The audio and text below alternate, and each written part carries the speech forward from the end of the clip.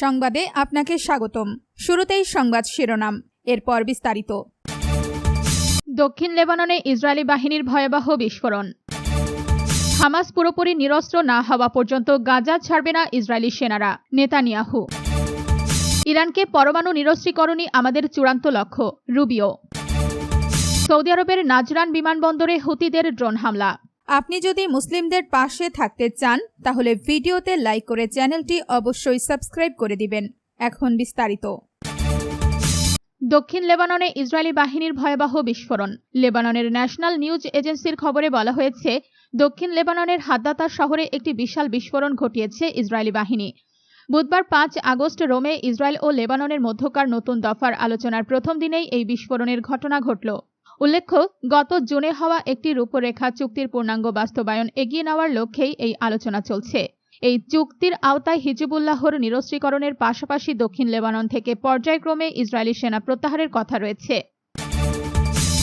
Hamas পুরোপুরি নিরস্ত্র না হওয়া পর্যন্ত গাজা ছাড়বে না ইসরায়েলি সেনারা, নেতানিয়াহু। হামাস পুরোপুরি নিরস্ত্র না হওয়া পর্যন্ত গাজা ছাড়বে না ইসরায়েলি সেনারা বলে ঘোষণা দিয়েছেন ইসরায়েলের প্রধানমন্ত্রী বেনিয়ামিন নেতানিয়াহু।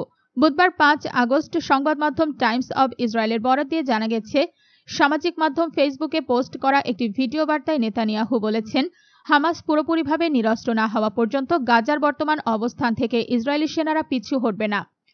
ওই ভিডিওতে নেতানিয়াহুকে উদ্ধৃত করে বলা হয়েছে, ট্রাম্প এবং তার দল মনে করে যে হামাসকে সম্পূর্ণভাবে নিরস্ত্র ও গাজাকে অস্ত্রমুক্ত করা সম্ভব।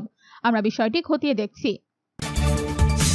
ইরানকে পরমাণু নিরস্ত্রীকরণই আমাদের চূড়ান্ত লক্ষ্য, রুবিও। মার্কিন পররাষ্ট্রমন্ত্রী মার্কো রুবিও হোয়াইট হাউসে সাংবাদিকদের সঙ্গে আলাপকালে জানিয়েছেন, যুক্তরাষ্ট্র ইরানের সঙ্গে একটি চূড়ান্ত চুক্তির অংশ হিসেবে দেশটির পূর্ণ পারমাণবিক নিরস্ত্রীকরণ চায়। তিনি পুনর্ব্যক্ত করেছেন যে হরমুজ প্রণালী বর্তমানে উন্মুক্ত রয়েছে এবং জাহাজগুলো এর ভেতর দিয়ে চলাচল অব্যাহত রেখেছে।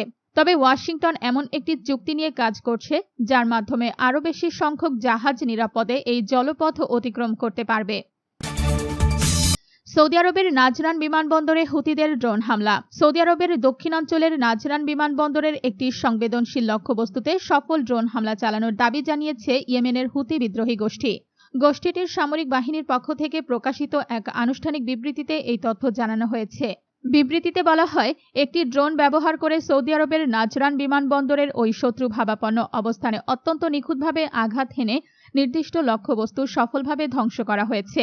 হুথিরা দাবি করেছে, ইয়েমেনের সাদা ও হাজ্জাহ প্রদেশের আকাশসীমা লঙ্ঘন করে সৌদি বাহিনীর ড্রোন পরিচালনা করার প্রতিবাদেই মূলত এই পাল্টা হামলা চালানো হয়েছে।